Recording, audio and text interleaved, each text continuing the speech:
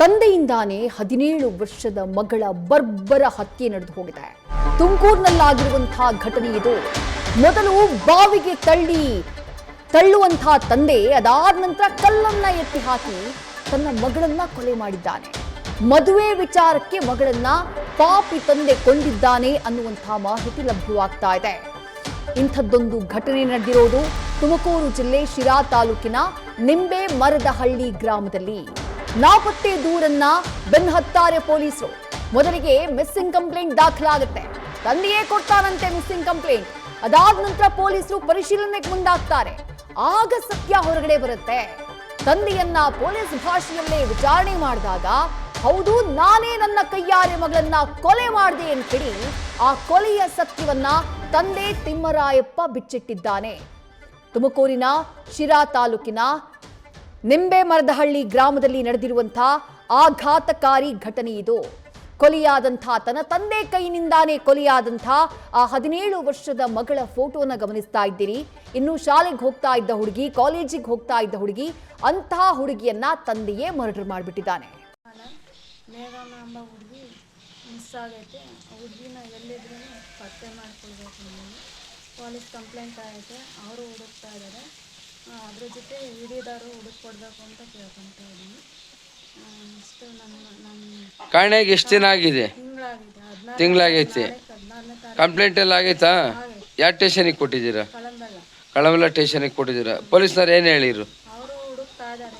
ನಾವು ಹುಡುಕ್ತಾ ಇದೀವಿ ಕಣಮ್ಮ ಅಂತ ಹೇಳಿರಾ? ಹ್ಞೂ. ಹಾಂ. ನನ್ನ ಹೆಸರು ವೆಂಕಟೇಶ್ ಗೌಡ. ನಾನು 10ನೇ ಕ್ಲಾಸ್ ಓದಿ ಈಗ ಎಕ್ಸಾಮ್ ಎಲ್ಲ ಮುಗಿದು ನಾನು ಹತ್ತಿರವರೆಗೆ ಹೋದಾಗ ನಮ್ಮ ಅಕ್ಕ ಕಾಣೆಯಾಗಿರೋ ವಿಷಯ ಆವಾಗ ನನಗೆ ಗೊತ್ತಾಯ್ತು.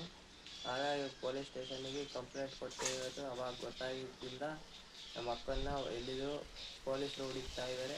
ವಿಡಿಯೋದವರು ಹುಡುಕೊಡ್ಬೇಕು ಅಂತ ಹೇಳ್ತಾರೆ. ಇಷ್ಟೊತ್ತು ನೀವು ನೋಡಿದಂಥ ವಿಡಿಯೋ ಈ ತಾಯಿ ಹಾಗೆ ಆ ಕೊಲೆಯಾದಂಥ ಯುವತಿಯ ಸಹೋದರ ಅವರು ಮಾತನಾಡಿದ್ದು ನಾಪತ್ತೆಗೆ ಸಂಬಂಧಪಟ್ಟ ಹಾಗೆ. ಅಂದ್ರೆ ಆಗಿನ್ನೂ ಅವರಿಗೆ ಮೇಘನ ಕೊಲೆ ಆಗಿದೆ ಅನ್ನೋದೇ ಗೊತ್ತಿರಲಿಲ್ಲ. ಮಗಳು ನಾಪತ್ತೆಯಾಗ್ಬಿಟ್ಟಿದ್ದಾಳೆ, ದಯವಿಟ್ಟು ಹುಡುಕೊಡಿ ಅನ್ನೋದು ಆ ತಾಯಿ ಹಾಗೆ ಸಹೋದರನ ಮನವಿಯಾಗಿತ್ತು. ಆದ್ರೆ ಪೊಲೀಸರು ಮಿಸ್ಸಿಂಗ್ ಕೇಸ್ನ ತನಿಖೆ ಮಾಡಿದಂಥ ಟೈಮ್ನಲ್ಲಿ ಆ ಫೋಟೋ ಗಮನಿಸ್ತಿದ್ದೀರಲ್ಲ ತಂದೆ, ಆ ತಂದೆಯೇ ಮಗಳು ಮೇಘನಾಳನ್ನ ಕೊಲೆ ಮಾಡಿರುವುದು ಈಗ ಬೆಳಕಿಗೆ ಬಂದಿದೆ. ಮತ್ತಷ್ಟು ಡೀಟೇಲ್ಸ್ ನಮ್ಮ ಪ್ರತಿನಿಧಿ ಮಧು ನೀಡ್ತಾ ಹೋಗ್ತಾರೆ. ಮಧು, ನಿಜಕ್ಕೂ ಶಾಕಿಂಗ್ ಇನ್ಸಿಡೆಂಟ್ ಇದು. ತಂದೆನೇ ಮಗಳನ್ನ ಬಾವಿಗೆ ತಳ್ಳಿ ಕಲ್ಲೆತ್ತ ಕೊಲೆ ಮಾಡ್ತಾನೆ ಅಂತಂದ್ರೆ ನಿಜಕ್ಕೂ ದುರಂತ ಇದು. ಬಟ್ ಯಾವ ಕಾರಣಕ್ಕಾಗಿ ತಂದೆ ತನ್ನ ಮಗಳನ್ನೇ ಕೊಲೆ ಮಾಡ್ಬಿಟ್ಟ, ಜೊತೆಗೆ ಆತನೇ ಕೊಲೆ ಮಾಡಿದ್ದಾನೆ ಅನ್ನುವುದು ಪೊಲೀಸರಿಗೆ ತಿಳಿದು ಬಂದಿದ್ದು ಹೇಗೆ, ತನಿಖೆ ಹೇಗೆ ನಡೀತು ಅಂತ ಹೇಳಿ?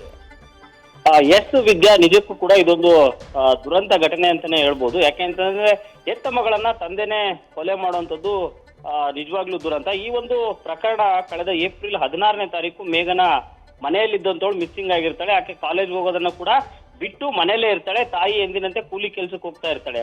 ಸೊ ಈ ಒಂದು ಸಮಯದಲ್ಲಿ ತಂದೆ ಮತ್ತು ಅವರು ಏನು ಮೇಘನ ತಂದೆ ತಾಯಿ ಆಕೆಯ ಮದುವೆಯನ್ನ ಮಾಡಬೇಕು ಅನ್ನುವಂತ ಹಿನ್ನೆಲೆಯಲ್ಲಿ ಒಂದಷ್ಟು ಮಾತುಕತೆಗಳು ನಡೆಯುತ್ತೆ. ಈ ಒಂದು ಮಾತುಕತೆನಲ್ಲಿ ಮೇಘನ ತಾಯಿಯ ಸಂಬಂಧಿ ಕಡೆಯಲ್ಲೇ ಆಕೆಯನ್ನ ಮದುವೆ ಮಾಡ್ಕೊಡ್ಬೇಕು, ಆಕೆಗೆ ಇನ್ನು 17 ವರ್ಷ ಅನ್ನುವಂಥದ್ದು ಗೊತ್ತಾಗುತ್ತೆ. ಅಂತ ಸಂದರ್ಭದಲ್ಲಿ ಇನ್ನೂ ಒಂದು 8-10 ತಿಂಗಳು ಕಳೆದ ಮೇಲೆ ಆಕೆಗೆ 18 ವರ್ಷ ತುಂಬುತ್ತೆ. ಆಗ ಆಕೆ ಮದುವೆಯನ್ನ ಮಾಡ್ಬೇಕು ಅನ್ನುವಂತ ಹಿನ್ನೆಲೆಯಲ್ಲಿ ತಾಯಿ ಕೂಡ ಸಿದ್ಧತೆಯನ್ನ ಮಾಡ್ಕೊಳ್ತಾ ಇರ್ತಾರೆ. ಇದು ತಂದೆಗೆ ಇಷ್ಟ ಇರೋದಿಲ್ಲ. ಹಾಗಾಗಿ ಮನೆಯಲ್ಲಿ ಆಗಾಗ ಸಣ್ಣ ಪುಟ್ಟ ಜಗಳಗಳು ಕೂಡ ನಡೀತಾ ಇರುತ್ತೆ ಅನ್ನುವಂಥದ್ದು ನಮಗೆ ಈಗ ಗೊತ್ತಾಗಿರುವಂಥದ್ದು. ಆದ್ರೆ ಏಪ್ರಿಲ್ 16ನೇ ತಾರೀಕು ಮನೆಯಲ್ಲಿದ್ದಂತ ಮೇಘನ ಏಕಾಏಕಿ ಮಿಸ್ಸಿಂಗ್ ಆದಂತ ಸಂದರ್ಭದಲ್ಲಿ ತಾಯಿ ಸಂಬಂಧಿಕರು ಮತ್ತು ಸ್ನೇಹಿತರ ಮನೆಯಲ್ಲೆಲ್ಲ ಹುಡುಕಾಡ್ತಾರೆ ಮತ್ತು ಗ್ರಾಮದಲ್ಲಿ ಏನಾದ್ರು ಬೇರೆಯವ್ರ ಮನೆಗೆ ಹೋಗಿದಾರ ಅನ್ನುವಂತ ಹಿನ್ನೆಲೆಯಲ್ಲಿ ಹುಡುಕಾಟವನ್ನ ನಡೆಸ್ತಾಳೆ. ಆದ್ರೂ ಕೂಡ ಮೇಘನ ಸುಳಿವು ಪತ್ತೆ ಆಗೋದಿಲ್ಲ. ಆ ನಂತರ ಮರುದಿನ ಆಕೆ ಕಳ್ಳಂಬೆಳ್ಳ ಠಾಣೆಗೆ ಹೋಗಿ ಆಗ ಕೂಡ ಪತಿ ತನ್ನ ಜೊತೆಯಲ್ಲೇ ಅಂದ್ರೆ ನಿರ್ಮಲಾ ಅವರ ಜೊತೆಯಲ್ಲೇ ಇರ್ತಾನೆ. ಹೋಗಿ ಅವರು ಕಳ್ಳಂಬೆಳ್ಳ ಪೊಲೀಸ್ ಠಾಣೆಗೆ ದೂರನ್ನ ನೀಡ್ತಾರೆ, ಮಗಳು ಕಾಣೆಯಾಗಿದ್ದಾಳೆ ಅನ್ನುವಂಥದ್ದು. ಅಲ್ಲಿ ಸಹಜವಾಗಿ ಪೊಲೀಸರು ಆಕೆಯ ವಯಸ್ಸನ್ನ ಕೇಳ್ತಾರೆ, 17 ವರ್ಷ ಅನ್ನುವಂಥದ್ದು ಕೂಡ ತಾಯಿ ಹೇಳ್ತಾರೆ. ಆಗ ಅವರು ಒಂದು ಕಂಪ್ಲೇಂಟ್ ಅನ್ನ ದಾಖಲು ಮಾಡ್ತಾರೆ, ಮಿಸ್ಸಿಂಗ್ ಕಂಪ್ಲೇಂಟ್.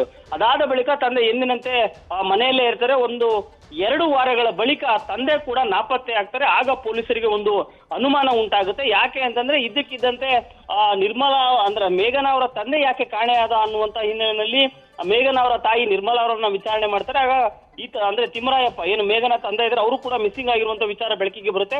ಆಗ ಪೊಲೀಸರು ಆತನನ್ನ ಹುಡುಕಿ ಕರೆತಂದು ವಿಚಾರಣೆಯನ್ನ ನಡೆಸಿದ ಬಳಿಕ ಈ ಒಂದು ಕೊಲೆ ರಹಸ್ಯ ಬಯಲಾಗಿರುವಂತದ್ದು. ಸದ್ಯಕ್ಕೆ ಆತ ಮಗಳನ್ನ ಎಲ್ಲಿ ಆಕೆಯನ್ನ ಮಣ್ಣಿನಲ್ಲಿ ಮುಚ್ಚಿಟ್ಟಿದ್ದಾನೆ ಅನ್ನುವಂಥದ್ದು ಕೂಡ ಇನ್ನೂ ಕೂಡ ಪತ್ತೆ ಆಗಿಲ್ಲ. ಸದ್ಯ ವಿಚಾರಣೆ ನಡೆಸಿರುವಂತಹ ಪೊಲೀಸರು ಬಹುಶಃ ನಾಳೆ ಏನಾದ್ರೂ ಆ ಒಂದು ಸ್ಥಳಕ್ಕೆ ಹೋಗಿ ಆಕೆಯ ಮೃತದೇಹವನ್ನ ಹೊರತೆಗೆದು ಅದರ ಮರಣೋತ್ತರ ಪರೀಕ್ಷೆಯನ್ನು ನಡೆಸುವಂತ ಕೆಲಸಗಳನ್ನು ಕೂಡ ಮಾಡುವಂತಹ ಸಾಧ್ಯತೆ ಇದೆ. ಸದ್ಯಕ್ಕೆ ಏನಂತಂದ್ರೆ ಒಂದು ಸಣ್ಣ ವಿಚಾರ, ಮದುವೆ ಮಾಡ್ಬೇಕು ಅನ್ನುವಂತ ವಿಚಾರ, ಅಂದ್ರೆ ಏನು ಮೇಘನಾ ಅವರ ತಾಯಿಯ ಸಂಬಂಧಿಕರಲ್ಲೇ ಮಾಡ್ಬೇಕು ಅನ್ನುವಂಥದ್ದೇನಿತ್ತು, ಇದಕ್ಕೆ ತಂದೆ ವಿರೋಧವನ್ನ ವ್ಯಕ್ತಪಡಿಸಿದ್ರು. ಹಾಗಾಗಿ ಈ ಕೃತ್ಯವನ್ನ ನಡೆಸಿದ್ದಾರೆ ಅನ್ನುವಂಥದ್ದು ಈಗ ಮೇಲ್ನೋಟಕ್ಕೆ ಕಂಡು ಬರ್ತಾ ಇರುವಂತದ್ದು. ವಿದ್ಯಾ, ಮಧು, ಹೆಂಡತಿ ಸಂಬಂಧಿಕರಿಗೆ ಮಗಳನ್ನ ಕೊಡೋದಕ್ಕೆ ಇಷ್ಟ ಇಲ್ಲ ಅಂತಂದ್ರೆ ಅದನ್ನ ತಡೆಯೋದಕ್ಕೆ ಅಥವಾ ಮದುವೆಯನ್ನ ವಿರೋಧಿಸೋದಕ್ಕೆ ಹೇಗೋ ಮಗಳಿಗೆ 17 ವರ್ಷ ಆಗಿಲ್ಲ, 18 ವರ್ಷ ಆಗಿಲ್ಲ, ಅದನ್ನ ನಿಲ್ಸೋದಕ್ಕೆಲ್ಲದಕ್ಕೂ ಅವಕಾಶ ಇತ್ತಲ್ಲ.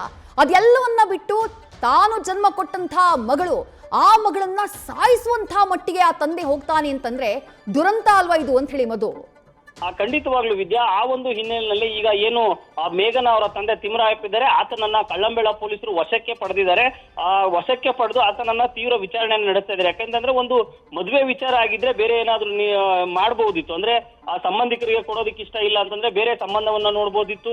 ಅದಕ್ಕೂ ಕೂಡ ಸಾಕಷ್ಟು ಕಾಲಾವಕಾಶ ಇತ್ತು, ಇನ್ನು 1 ವರ್ಷಗಳ ಕಾಲಾವಕಾಶ ಇತ್ತು. ಆ ಒಂದು ಅಂದ್ರೆ 18 ವರ್ಷ ತುಂಬಿದ ನಂತರ ಈ ಒಂದು ಮದುವೆಯ ಪ್ರಕ್ರಿಯೆ ಅಥವಾ ಬೇರೆ ಸಂಬಂಧವನ್ನ ನೋಡುವಂಥದ್ದು ಎಲ್ಲವನ್ನ ಮಾಡ್ಬೋದಿತ್ತು. ಆದ್ರೆ ಈ ಒಂದು ಘಟನೆಯನ್ನ ನೋಡಿದ್ರೆ ಇದಕ್ಕೂ ಬಿಟ್ಟು ಬೇರೆ ಏನಾದ್ರೂ ಕಾರಣ ಇರಬಹುದು ಅನ್ನುವಂತಹ ಅನುಮಾನಗಳು ಕೂಡ ಈಗ ಪೊಲೀಸರಿಗೆ ಕಾಡ್ತಾ ಇರುವಂತದ್ದು. ಹಾಗಾಗಿ ತಿಮ್ಮರಾಯಪ್ಪನನ್ನ ಈಗ ವಶಕ್ಕೆ ಪಡೆದಿರುವಂತಹ ಕಳ್ಳಂಬೆಳ ಪೊಲೀಸರು ತೀವ್ರವಾಗಿ ವಿಚಾರಣೆಯನ್ನ ನಡೆಸ್ತಾ ಇದ್ದಾರೆ. ಏನು ಶಿರಾ ಡಿವೈಎಸ್ಪಿ ಶೇಖರ್ ಅವರ ನೇತೃತ್ವದಲ್ಲಿ ಈಗಾಗಲೇ ವಿಚಾರಣೆ ನಡೆಸ್ತಾ ಇರೋದ್ರಿಂದ ಬೇರೆ ಏನಾದ್ರೂ ಬಹುಶಃ ಬೇರೆ ಇನ್ನೂ ಏನಾದ್ರೂ ಘಟನೆಗೆ ಕಾರಣ ಇರಬಹುದಾ ಅನ್ನುವಂಥದ್ದು ಕೂಡ ಹೊರಬರಬೇಕಾಗಿರುವಂತದ್ದು. ವಿದ್ಯಾ, ಥ್ಯಾಂಕ್ ಯು ಮಧು ತಮ್ಮೆಲ್ಲ ಡೀಟೇಲ್ಸ್ಗೆ.